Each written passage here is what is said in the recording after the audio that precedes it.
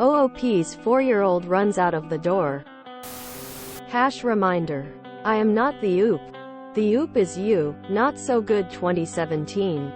#POST the 5th of April 2017 to 4-year-old ran out of house. Feeling like the worst. I'm feeling really low right now. My 4-year-old son got up this morning and laid down in bed with me. He got up a few minutes later asking where daddy was, and I told him he went to work. After a couple minutes he jumped out of bed and ran downstairs.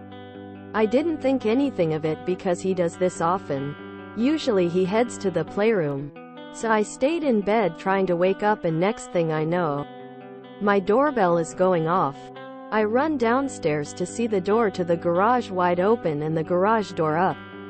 I realized then my son had run out. I opened the door and a very nice neighbor lady handed him over to me, and I just instantly busted into tears. A mix of disbelief, embarrassment, and the terrible things that could have happened to him flooded my mind. The woman was so nice, and I can't express how thankful of her I am. But now I'm sitting here thinking how terrible of a mom I am for allowing this to happen. I feel sick. I'm embarrassed to go out, and I feel like I can't leave my son in a different room anymore. #UPDATE. The 7th of April 2017. First, I want to say thank you. You all made me feel so much better about the situation. We have installed a new lock on the door and also moved the garage door opener so he can't reach it. I've been talking to my son about what happened, and I'm thinking he understands that what he did was wrong. I'm hoping he knows to not try and do something like that again. We brought the neighbor some flowers she can plant if she likes and a card to thank her. She was so nice, and we also got to meet her husband.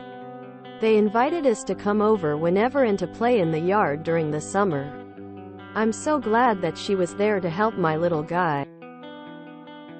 I'm still feeling some embarrassment and definitely guilt over what happened, but I'm able to tell myself and read your stories that it happens to a lot of people. Again, thank you all for your support. #Oops account has not been updated since.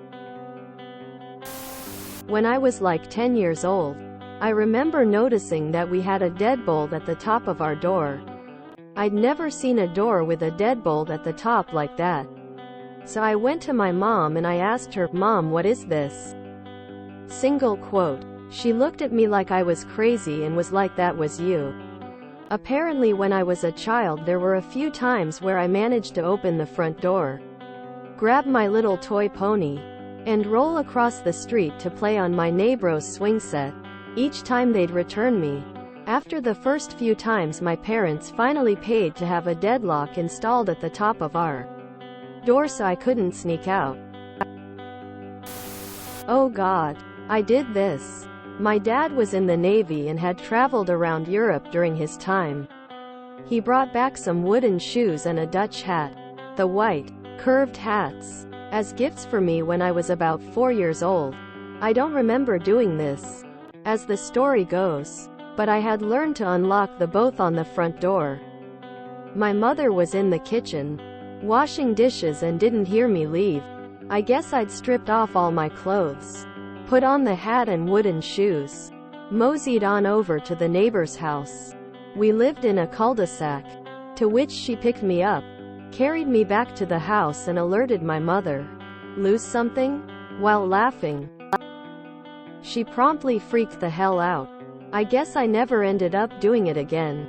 Although I got into other shenanigans like downing an entire bottle of pancake syrup and eating an econ-sized box of raisins not on the same day. Of course, while my slightly absent-minded grandfather was babysitting me. Poor op. Some kids are just nearly impossible to keep confined. Some good friend's daughter was absolutely determined to let herself out of the house starting about age 3. She'd wake up in the middle of the night and let herself and their dog out the front door to wander around. After the first time they installed a lock higher than she could reach. She silently moved a step stool from the pantry to reach it. Then they installed a deadbolt that needed a key. She found the key. Then they alarmed the front door. She managed to see the code within 3 days. They finally ended up putting a bolt on the outside of her bedroom door, which they were horrified about doing, but the kid would not stay inside at night. Fortunately, she grew out of it at about 6. But then took it up again as a teenager. Tears of joy. I love that kid. Op needs to give herself more credit. Sure, the initially situation wasn't ideal, but mistakes happen.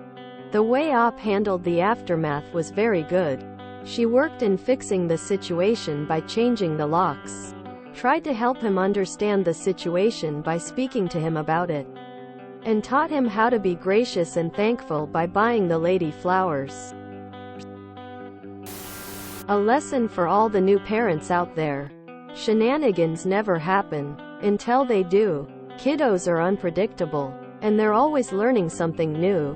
Learning how to roll over and off the bed. Learning how to reach new and exciting things and stick them into an electrical outlet. Learning how to unlock a door and run outside. Never assume a kid can't do something, because even if they can't, eventually they'll be able to. Future-proof your childproofing, and remember that when a shenanigan happens, use it as a learning experience. And be gentle with yourself. Parenting is hard. Apparently, if my dad turned his back on me at the grocery store, I'd disappear with his wallet. I think at some point I'd picked up on handing out business cards as a way of meeting people. So I wanted to do it and make friends. But he didn't have business cards. So I did it with his credit cards. Kids are goofballs and clowns. This'll be a funny story to terrorize that kid with someday. And where did you think you were going? Why'd you run out? Were you late? Late to your little baby job? Your toddler 95? Quote. My 4-year-old got bored at a restaurant the other day and decided to walk home. It was a birthday party and my husband was talking to people.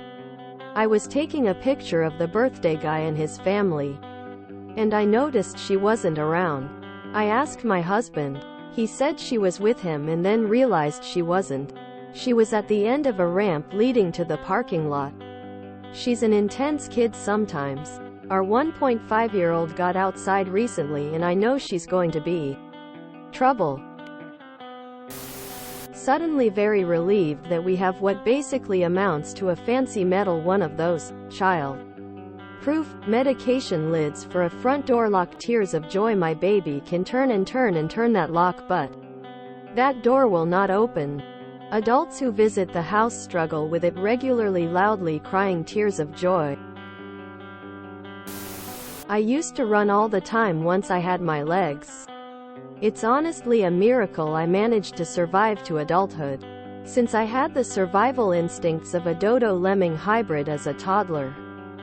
Earliest days. Parents moved us to a new home. New apartment in a community that was a bit of a new build. So lots of construction all around. And I'd bowled out the door the moment a parent's back was turned. Oh, and I never knew how to find my way back home. So I'd just park my ass in the middle of whichever street or alley I was in and start howling. Soon every resident and construction worker in the community knew that if you find a bawling toddler in the middle of the street, you bring M to my parents. OOP's kid would have been benign by comparison. Hopefully. Now that he's a much older 10-year-old, they laugh about this even as they deal with the traumas of that age.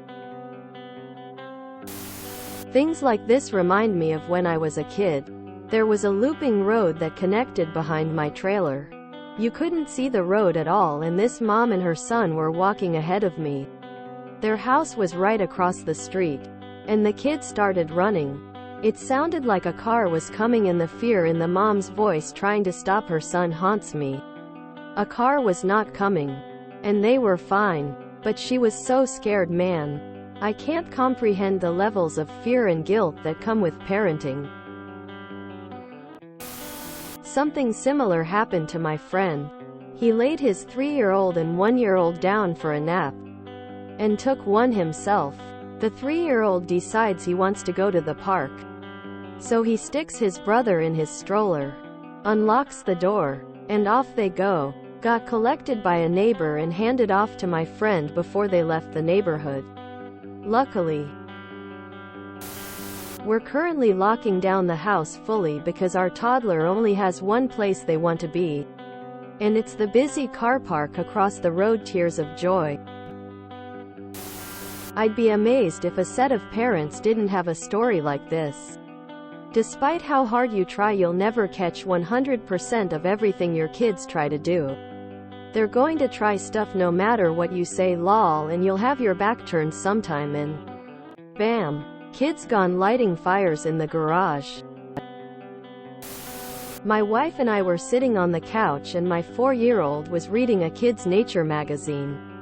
He was an advanced reader for his age.